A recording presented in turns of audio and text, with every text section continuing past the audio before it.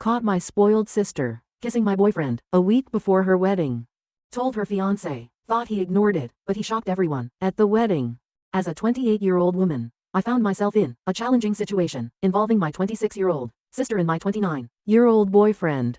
My sister's wedding was fast approaching, and I began to notice that her behavior around my boyfriend was becoming increasingly peculiar. Initially, it wasn't anything overt, just small, subtle actions that left me feeling uneasy. It began with seemingly innocent comments where my sister would often say things like, "Wow, you're so funny," in response to my boyfriend's jokes, even when they were not particularly amusing. She laughed a bit too enthusiastically at everything he said. At first I tried to dismiss it, thinking that perhaps she was just being overly friendly due to the excitement surrounding the upcoming wedding. However, as time passed, I began to notice more troubling signs. She started to find excuses to touch him casually, like placing a hand on his arm during a conversation or lightly bumping into him as she walked past. These gestures were subtle, yet unmistakable. I also observed her eyes lingering on him a bit too long when he wasn't looking, which made my stomach churn with discomfort. One evening, after we returned home from a family dinner where my sister had been particularly flirtatious, I decided to talk to my boyfriend about it. I turned to him and asked, "Did you notice how Sarah was behaving tonight?" He looked at me with confusion and replied, "What do you mean?" I then explained the behaviors I had observed, the excessive laughing, the unnecessary touching, and the lingering glances. He listened, but after a moment, he simply shrugged and said, "I think you're overthinking it. She's probably just excited about the wedding. It's harmless." Despite his reassurances, I couldn't shake the feeling that something wasn't right. The situation didn't feel harmless to me at all. Despite my boyfriend's reassurances, I couldn't shake the feeling that something was off. So I decided to keep a closer eye on things, hoping that I was just overreacting and that my suspicions were unfounded. But the next few weeks were tense. Every time we were around my sister, I found myself constantly watching her, noticing every little thing she did. It became clear that she was always trying to position herself near my boyfriend. She would often sit next to him whenever she could, and she seemed to find endless excuses to ask for his help with wedding-related tasks, even when I was standing right there. One day, we were all at my parents' house for a family barbecue. At one point, I went inside to use the bathroom, and when I returned, I saw something that made my heart sink. My sister and my boyfriend were talking quietly in a corner of the yard, standing unusually close to one another. My sister was giggling at something he said, a sound that made my stomach churn with unease. The moment they noticed me, they quickly stepped apart, and my sister walked away, as if nothing had happened. I felt a wave of nausea and anger but decided not to confront them on the spot, not wanting to create a scene at a family gathering. Instead, I waited until we got home that night. When we were alone, I tried to approach the topic as calmly as I could. I asked my boyfriend what he and my sister had been discussing earlier. He seemed surprised by my question and explained that they were just talking about some wedding details, like the music selection. His response didn't satisfy me. I couldn't help but question why such a simple conversation required them to stand so close together. He sighed, clearly frustrated, and tried to dismiss my concerns. He assured me once again that there was nothing going on, insisting that my sister was just being friendly. But by this point, I couldn't hold back my feelings any longer. I expressed my frustration, pointing out that my sister was practically throwing herself at him, and he wasn't doing anything to stop it. My words seemed to hurt him, and he looked at me with a pained expression, asking what exactly I expected him to do. He reminded me that she was my sister, and he was simply trying to be polite. Telling her to back off seemed out of the question to him. I told him that he could at least set some boundaries, making it clear that he wasn't interested in anything more than a friendly relationship. But he insisted that he wasn't interested in her at all, claiming there was nothing to clarify because I was seeing problems that didn't exist. Our conversation went in circles, with neither of us willing to see the other's point of view, leaving us both frustrated and unsure of what to do next. After arguing for a while, without any resolution, it became clear that our conversation was going nowhere. My boyfriend kept insisting that I was just imagining things, and no matter how hard I tried, I couldn't get him to see what was so painfully obvious to me. In the end, we both went to bed feeling angry and frustrated with the issue still unresolved.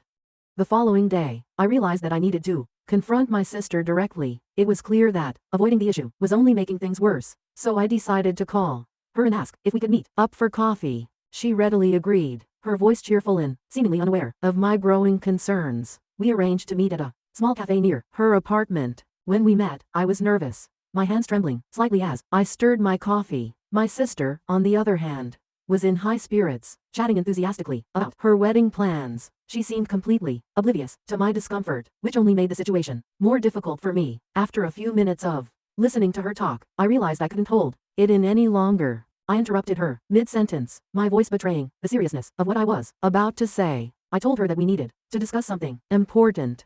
My sister, caught off guard by the sudden shift in tone, looked at me with surprise and asked what was wrong.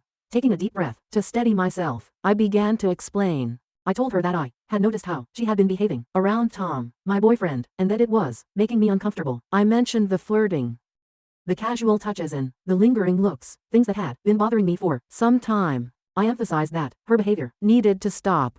As I spoke, I watched her face transform through a range of emotions. At first, there was surprise, then confusion, and finally, anger. She demanded to know what I was talking about, vehemently denying that she had been flirting with Tom at all. I refused to back down, insisting that she had been doing exactly that, whether she realized it or not. I explained that her actions were not only inappropriate but were also causing me a great deal of distress. She responded with a laugh, though it was far from a genuine one. She told me I was being ridiculous, dismissing my concerns by saying that Tom was practically family and that she was just being friendly. However, her words did little to ease the tension between us, and I could tell that this conversation had struck a nerve. As I sat there, it became clear that this was not going to be an easy issue to resolve, and the rift between us was likely only going to deepen. I couldn't hold back any longer and expressed my frustrations, pointing out that it was more than just friendliness. I explained that she was constantly finding excuses to be near my boyfriend, to touch him, and to laugh at all his jokes, even the ones that weren't particularly funny.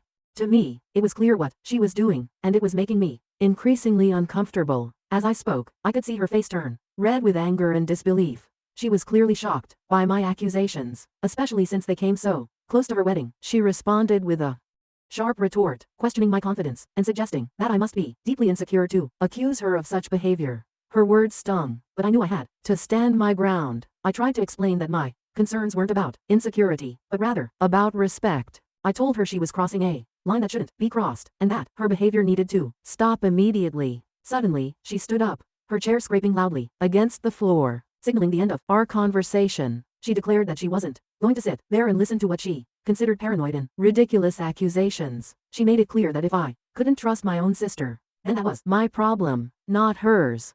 With that, she stormed out of the cafe, leaving me alone with a swirl of emotions. I felt awful and began to question myself. Had I overreacted? Was I really just being paranoid?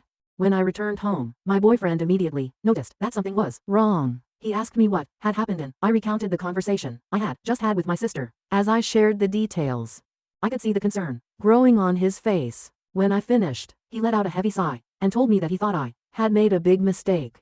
He was worried that Sarah would be deeply hurt, especially with her wedding just around the corner. Feeling defensive, I asked him if he was taking her side. He quickly reassured me that he wasn't taking sides, but he expressed his doubts that Sarah had been flirting with him, even if she had been, which he found unlikely. He believed that confronting her in such a direct way was not the best approach to handling the situation. His words left me feeling even more conflicted, unsure of whether I had done the right thing or not. As I felt tears welling up in my eyes, I couldn't help but ask, so what was I supposed to do? Just ignore it? The frustration and hurt were clear in my voice.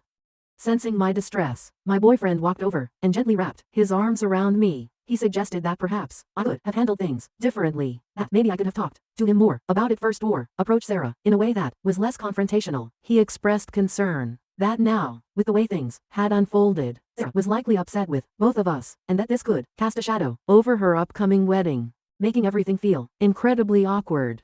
Feeling overwhelmed, I pulled away from his embrace and questioned him. So this is all my fault? I needed to understand if he truly believed that I was to blame for the situation. He sighed deeply, clearly struggling to find the right words, and explained that he didn't mean to place the blame solely on me. However, he did think that I might have overreacted, letting my emotions get the better of me. We continued to argue for a while, but it became evident that we were not going to reach a resolution. There was a clear disconnect in our perspectives, and neither of us seemed willing to fully understand the other's point of view. Eventually, he decided to go to bed, leaving me alone with my swirling thoughts and doubts. The days that followed were filled with tension. My sister had stopped speaking to me entirely, creating a painful distance between us. My parents, having noticed Sarah's distress, called me, wanting to know why she was so upset.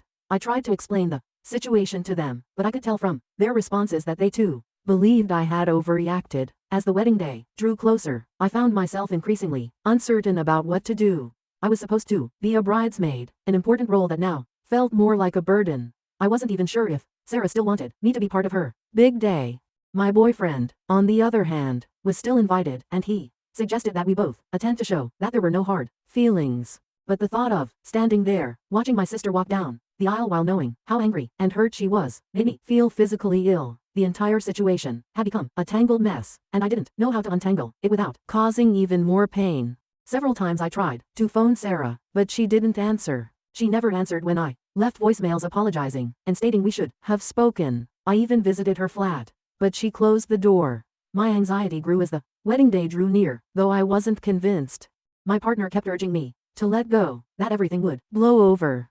In a dream, I showed up for the wedding and everyone turned to stare at me, pointing and murmuring. I woke up shaking coldly. Update.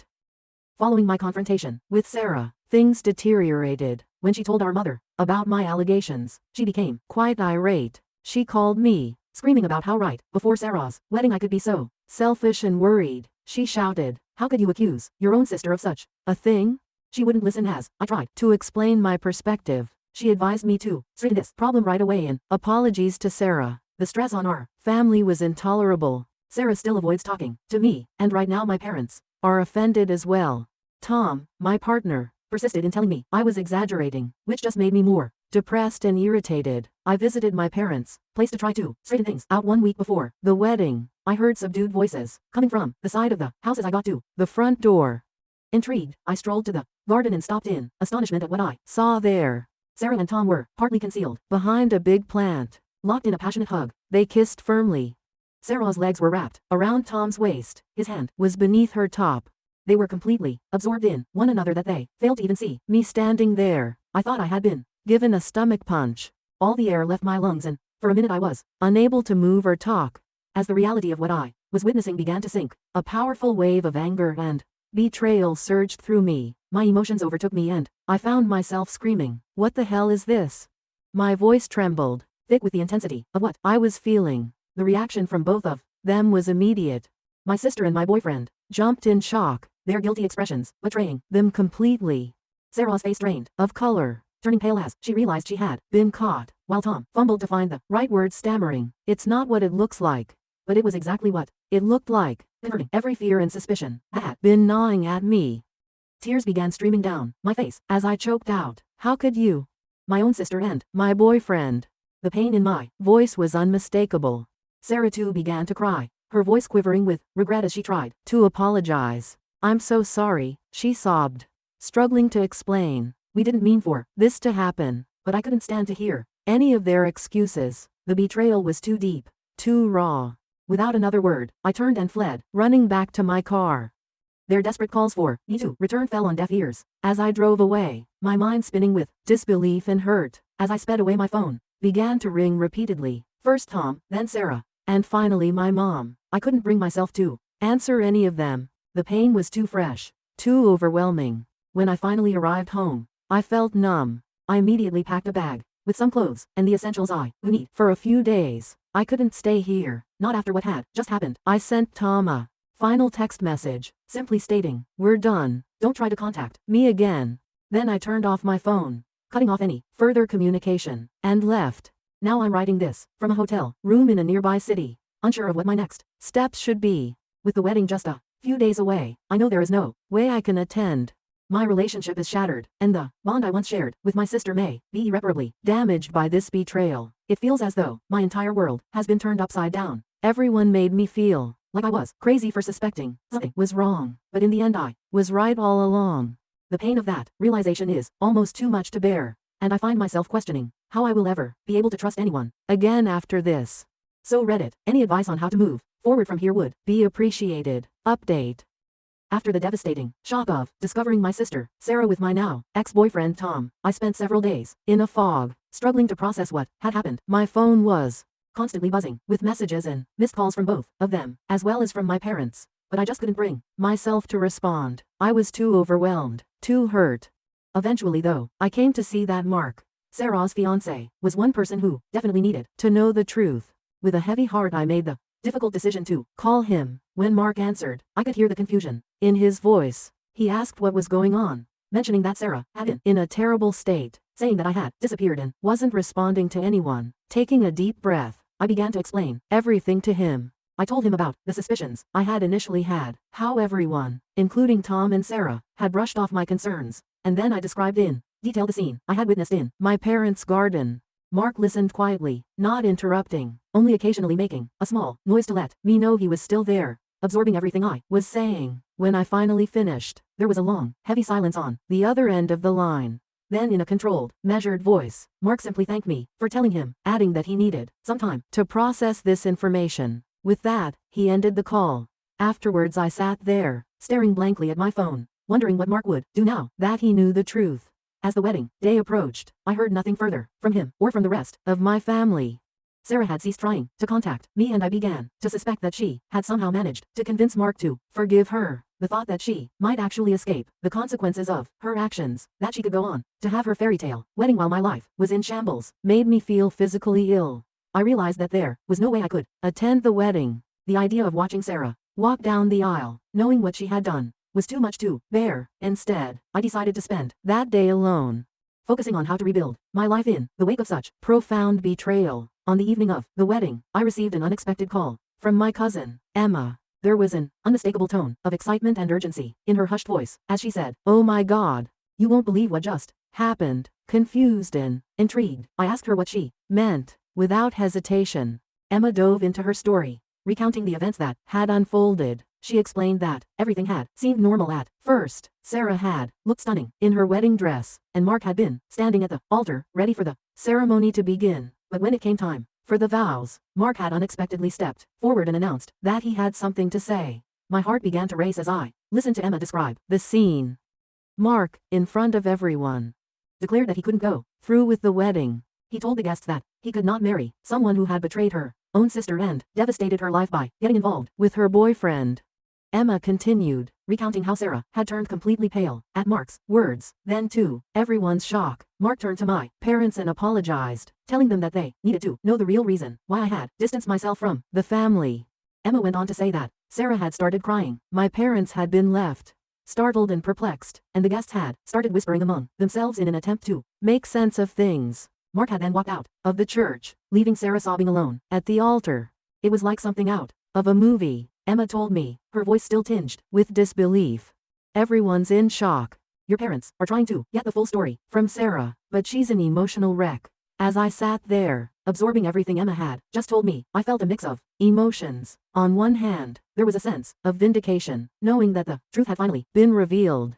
But on the other hand, I couldn't help but feel a deep sadness for the pain and turmoil this had brought upon my family. Emma, sensing my silence, gently asked, "Are you okay?"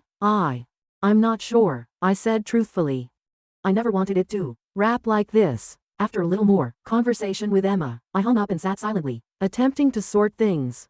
Though at what cost, the truth was out. My friendship with Sarah broke, my relationship with Tom ended, and now my whole family was in crisis. I came to see that although the truth was now clear-cut, it did not instantly correct everything. Healing and regaining trust still lay a long road ahead, but I felt a little relief for the first time since this entire ordeal started. At least now, I could begin to advance free from the weight of silent facts dragging me back. Regarding what next, I'm not sure, though I know I will eventually have to face my family. Right now I am living one day at a time. If nothing else, this encounter has shown me the value of following my gut feeling and defending myself even in front of people who question me. To all who helped me through my journey, thank you. Your words of encouragement have more value than you could possibly know. And to others in the same circumstances, keep in mind, rely on your gut feeling and resist being gaslighted into disbelieving your own impressions by anyone. Thank you for watching. If you haven't subscribed yet, please do so and hit the notification bell to stay updated with more shocking real-life stories happening around you.